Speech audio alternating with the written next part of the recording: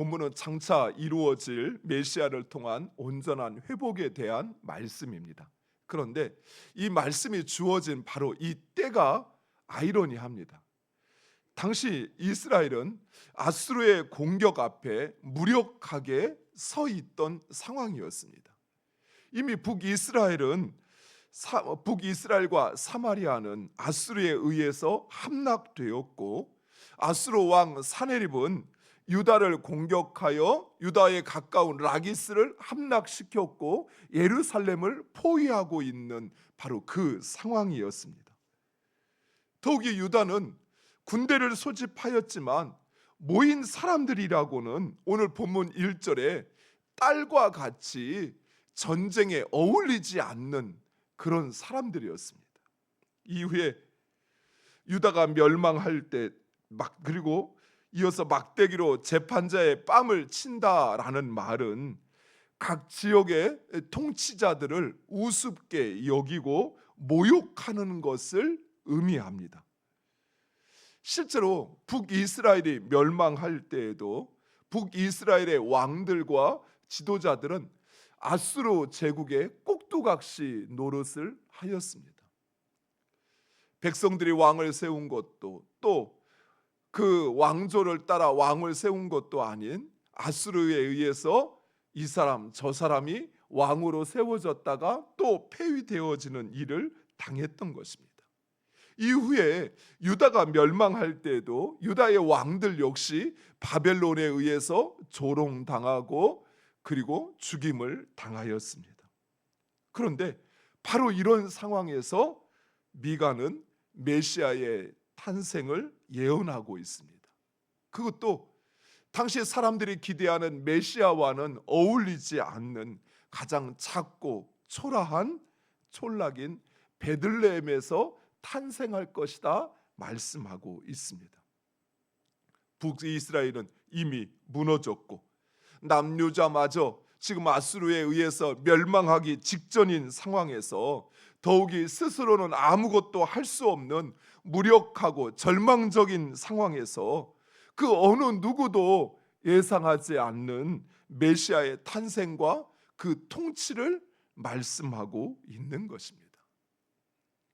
요즘 젊은이들의 세상 말로 하면 미친 거야? 아마 이렇게 이야기할 것입니다. 미치지 않고는 이런 예언을 상상할 수조차 없었습니다. 그러나 우리 하나님은 불가능을 가능케 하시는 하나님이십니다. 무엇보다도 이루어지는 이 모든 일들이 하나님에 의해서 주장되어진다는 사실을 확신한다면, 그리고 이스라엘을 향한 하나님의 구속의 경륜을 알고 있다면 이러한 미가 선지자의 예언은 너무나도 당연한 것입니다. 좀 더 구체적으로 북이스라엘이 멸망한 것은 아수르가 강해서가 아니었습니다. 회개하지 않는 북이스라엘의 죄 때문이었습니다. 또한 남유다가 아수르에 멸망할 것인지 아수르에 멸망하지 않을 것인지를 결정하는 분은 바로 하나님이시라는 사실입니다. 실제로 아수르의 사네립 왕은 남유다의 히스기야 왕에게 항복을 요구하면서 하나님이 도우실 것이라는 그 헛된 소망을 버리라라고 하면서 지금까지 자신의 손아귀에서 벗어난 신은 없다라고 협박을 합니다. 그러나 바로 그 밤, 그렇게 남유다와 이스라엘 백성들 그들을 섬기는 신을 조롱하고 무시하였던 바로 그 밤, 하나님의 사자가 18만 5천 명의 아수르 군대를 치시어서 아수르 군대는 화살 단 한 발도 쏴보지 못하고 유다 땅에서 철수하게 됩니다. 뿐만 아니라 사네립은 자기 아들에게 살해를 당하여 죽음을 맞이하게 되고 700년 동안 고대 근동을 지배했던 아수르 제국은 신생 바벨론에 의해서 멸망을 당하게 됩니다. 이처럼 우리의 삶뿐만 아니라 세상 역사를 주관하는 것은 나라도 제국도 황제도 아닌 바로 하나님이십니다. 오직 하나님께서 그의 뜻과 계획 가운데 세상을 주장하신다는 사실입니다. 사랑하는 성도 여러분, 세상 역사를 주관하시는 하나님, 그렇다면 우리의 삶은 너무나도 당연히 하나님의 주권 아래에 있다는 사실을 분명히 확신하시기 바랍니다. 그러면 하나님의 뜻에 의해서 내가 어디로 갈지, 이리 갈지 저리 갈지 나는 그냥 하나님에 의해서 주장되어지는가? 그렇지 않습니다. 하나님께서 이스라엘 백성들을 통한 구속의 경륜, 아브라함 때로부터 하나님께서 끊임없이 이스라엘 백성들에게 말씀하신 것처럼 그들을 제사장 나라 삼아서 모든 민족을 주께로 돌아오게 하시겠다는 바로 이 하나님의 구속의 경륜을 알고 있다면 우리의 삶이 어찌 되어질지 우리는 모르는 것이 아니라 너무나도 잘 알고 있다는 사실이에요.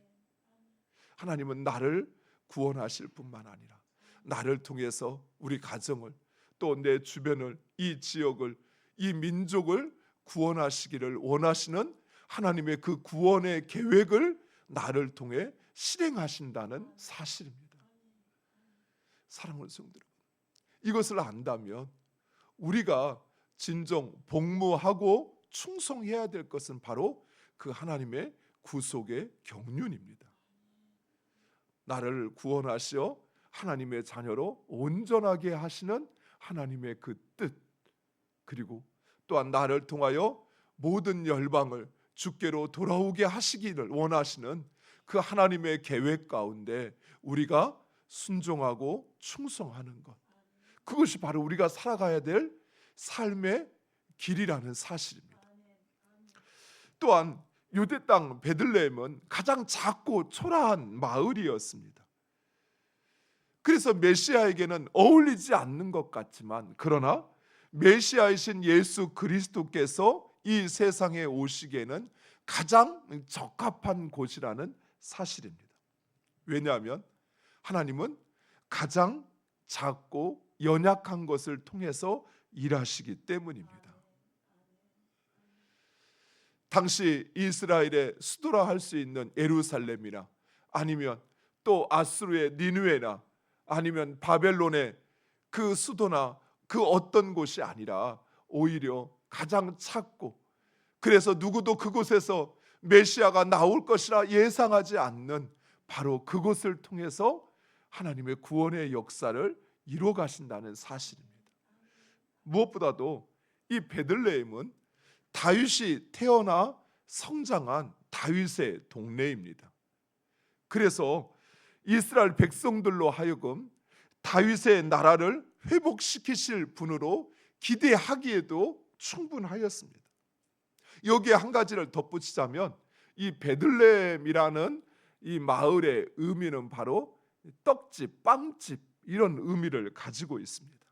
즉 생명의 양식이신, 생명의 떡이신 예수님께서 바로 그 떡집에 태어나는 것, 그것은 어찌 보면 너무나도 자연스러운 일이었던 것입니다. 사랑하는 성도 여러분, 이처럼 우리 하나님은 약한 자, 상처 입은 자, 아픔을 가진 자를 통해서 일하신다는 사실입니다. 즉 사랑하는 성도 여러분, 우리의 상처와 우리의 약함, 우리의 아픔은 하나님이 일하시는 통로가 되어진다는 것이에요. 사랑하는 성도 여러분, 왜 나에게 이런 아픔을 주시는지, 나로 왜 이런 고난을 겪게 하시는지 우리는 그 구체적인 이유를 모를 때가 많습니다. 아니요, 모르는 것이 아니라 우리가 보고 싶은 것이 아닌 거죠. 우리는 고난 없이 평탄하고, 그리고 내가 하는 것이 술술 풀리고 잘 되기를 바라는 우리의 기대와 다르지만, 그러나 하나님은 바로 그런 우리의 상처와 아픔, 우리의 연약함을 통해서 하나님의 역사를 이루어 가심을 믿으시기 바랍니다. 아파서, 힘들어서, 연약해서 나는 못해 라는 것이 아니라 이것을 통해서도 하나님이 일하신다면 내가 순종하겠습니다. 내가 보지 못하는 거, 내가 듣지 못하는 거, 내가 걷지 못하는 거, 이것을 통해서 하나님이 일하신다면, 그러면 그것을 통해서도 하나님의 뜻을 이루기를 원한다는 우리의 그 결단과 순종이 하나님의 역사를 이루어 가시는 것입니다. 하나님은 베들레헴을 예루살렘과 같이, 로마와 같이 그렇게 화려한 도시로 만들고 그곳에 예수 그리스도를 보내지 않았습니다.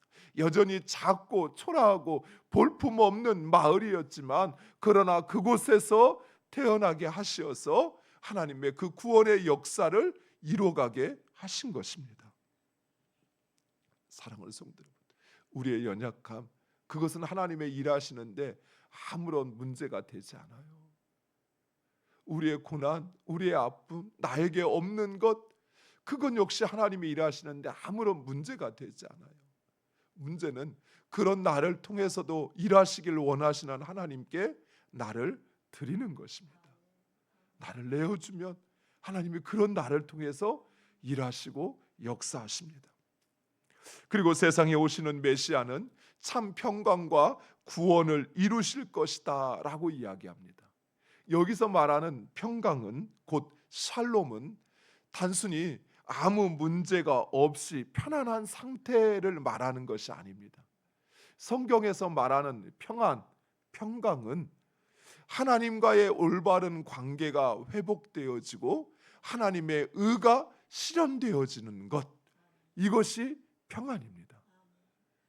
사랑하는 성도 여러분, 예수 그리스도가 이 땅에 오셔서 우리에게 주시길 원하시는 것, 그것이 바로 평안인데, 이 평안은 하나님과의 나와의 관계가, 우리의 관계가 온전하여질 때, 하나님과 우리 사이를 가로막고 있는 그 모든 벽들이 무너지고 하나님과 나와의 관계가 평안하여질 때, 그럴 때 우리는 참 평안을 얻게 되는 줄 믿으시기 바랍니다.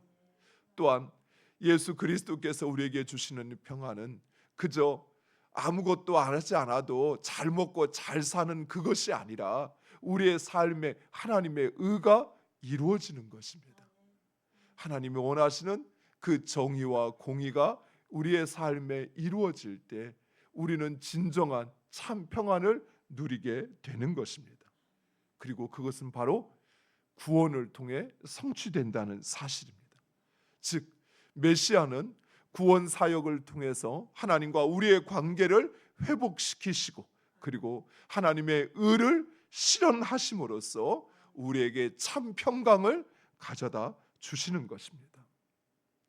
무엇보다도 메시아는 하나님의 백성들을 위협하는 그 모든 대적들로부터 하나님의 백성들을 지키시고 그 모든 대적 적대들을 꺾으심으로 승리하게 하신다 말씀하고 있습니다.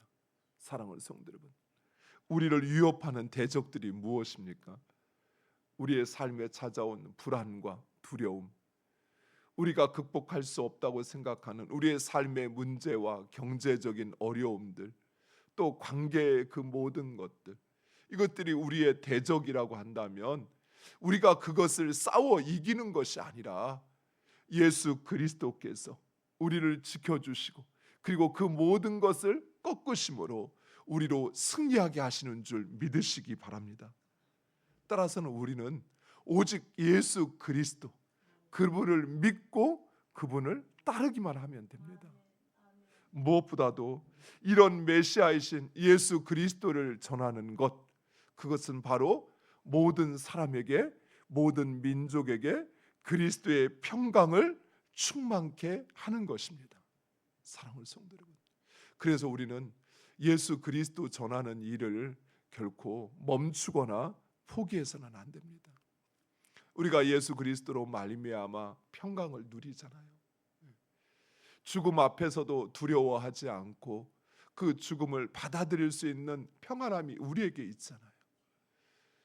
이처럼 세상 많은 영혼들에게 여전히 참 평강을 얻지 못해서 죽지 않으려고 또 세상에서 바득바득 자신들의 대적과 싸워 그 상처 입은 심령으로 살아가는 어둠 속에 있는 영혼들에게 예수 그리스도, 그분의 복음을 전하는 것, 그것이 바로 우리가 해야 할 사명이요 우리가 맡은 직분인 것을 기억하시기 바랍니다. 사랑하는 성도 여러분, 내가 그 예수 그리스도의 평강을 누렸다면 이제는 그 평강을 전하는 자로 사는 우리 모두가 되기를 간절히 축원드립니다. 기도하시겠습니다.